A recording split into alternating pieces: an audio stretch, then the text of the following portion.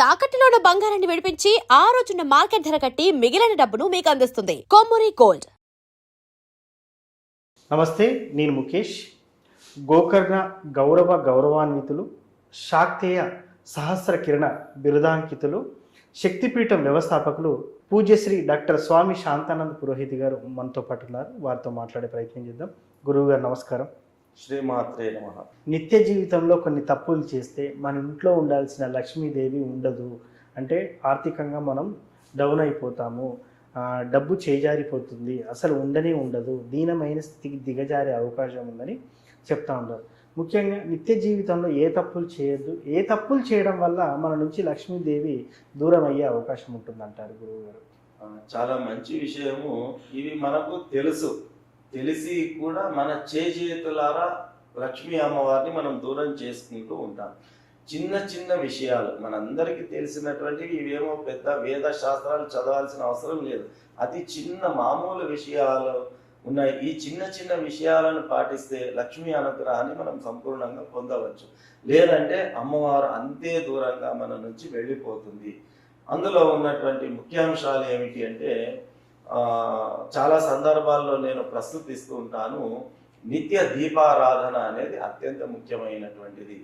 దీపం లేనటువంటి ఇల్లు శ్మశానంతో సమానము అని మనకు శాస్త్రం చెబుతుంది, పెద్దల ఆర్యోక్తి. కాబట్టి నిత్య దీపారాధన అనేది తప్పనిసరి. కనీసం రోజులో ఉదయం పూట స్నానం చేసిన వెంబడే దీపారాధన చేయడం అనేది లక్ష్మీప్రదము అని మనకు శాస్త్రం చెబుతుంది. రెండవది, స్నానం చేయకుండా వంటలు వండుతూ ఉంటారు. ఆ రకంగా చేసినప్పటికీ కూడా అది మనకు అలక్ష్మి ప్రవేశిస్తుంది, లక్ష్మి వెళ్ళిపోతుంది. కాబట్టి ఎట్టి పరిస్థితుల్లో కూడా స్నానం చేయకుండా వంటలు వండకూడదు, స్నానం చేయకుండా భోజనము చేయకూడదు. ఈరోజు రేపు చాలా సందర్భాల్లో మనకు బెడ్ కాఫీలు, బెడ్ టీలు, బెడ్ టిఫిన్లు అన్నీ వచ్చేస్తూ ఉంటాయి. కూర్చున్న దగ్గరనే పళ్ళు తోమకుండా కూడా టీ కాఫీలు తాగేటటువంటి ఒక పద్ధతి ఇప్పుడున్నటువంటి సమాజంలో వచ్చింది. అలా చేయడం వల్ల మనకు లక్ష్మి అనేటటువంటిది పారద్రోలిపోతుంది. అంతేకాకుండా పెద్దలు మనకు చెప్పారు, మనము పడుకునేటటువంటి పరుపు ఏదైతే ఉంటుందో ఆ పరుపుపై కూర్చొని టిఫిన్లు కానీ భోజనాలు కానీ ఎప్పుడు కూడా చేయకూడదు. అది కూడా దారిద్ర్యాన్ని కొని తెచ్చేటటువంటి విషయం. ఎట్టి పరిస్థితుల్లో కూడా ఆ పరుపును తాకకుండా వాటిపైన కూర్చొని మనము టిఫిన్లు ఎటువంటివి కూడా తీసుకోకూడదు. మామూలుగా నేలపై కూర్చోవచ్చు, కింద కూర్చునే అవకాశం లేకుంటే టేబుల్ కుర్చీలు అయినా పర్వాలేదు, కానీ పడుకునేటటువంటి పరుపు పైన కూర్చొని మాత్రము ఎట్టి పరిస్థితుల్లో టీలు తాగడము, టిఫిన్లు చేయడము, భోజనాలు చేయడము అనేటటువంటివి చేయకూడదు. ఇది ఒకటి మనం పాటించాల్సినటువంటిది.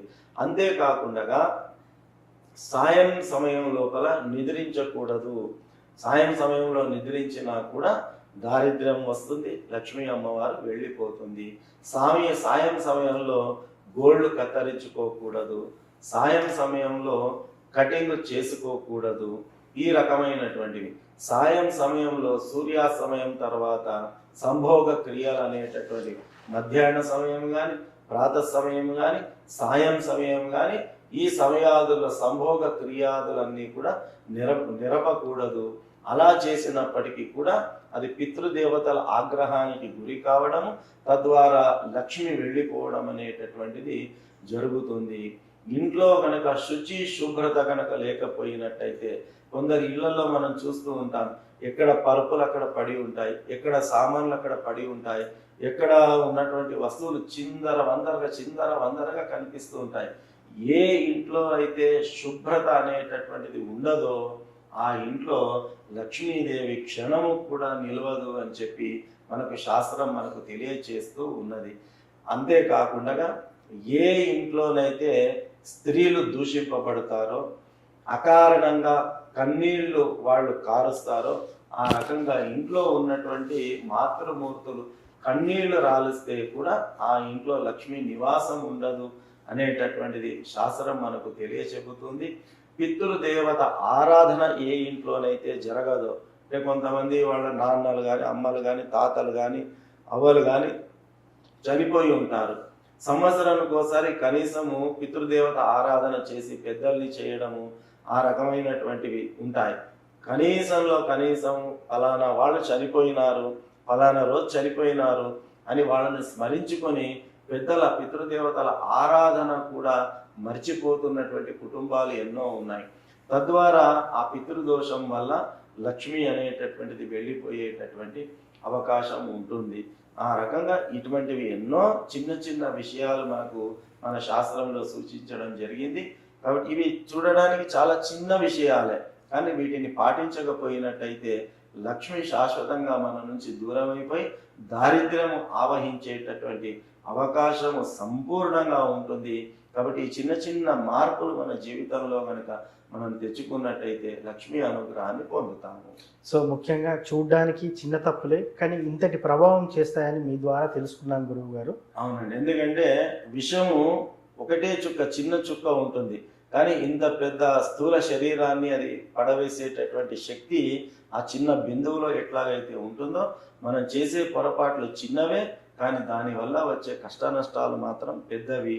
కాబట్టి ఈ చిన్న చిన్న తప్పులను మనం సరి చేసుకున్నట్టయితే తప్పకుండా లక్ష్మీ అనుగ్రహాన్ని పొందవచ్చు. సో ముఖ్యంగా నిత్య జీవితంలో ఇలాంటి తప్పులు చేయడం వల్ల ఇంట్లో లక్ష్మీదేవి దూరం అయ్యే అవకాశం ఉందని చాలా చక్కటి వివరణ ఇచ్చారు. ఇప్పటికైనా ఈ వీడియో చూసిన వాళ్ళు అలాంటి పనులు మానుకొని చక్కగా లక్ష్మీదేవి స్థిరంగా ఉండే నివాస స్థలం ఏర్పాటు చేసుకుంటారని అనుకుందాం గురువు. ధన్యవాదాలు. శ్రీమాత్రే నమః.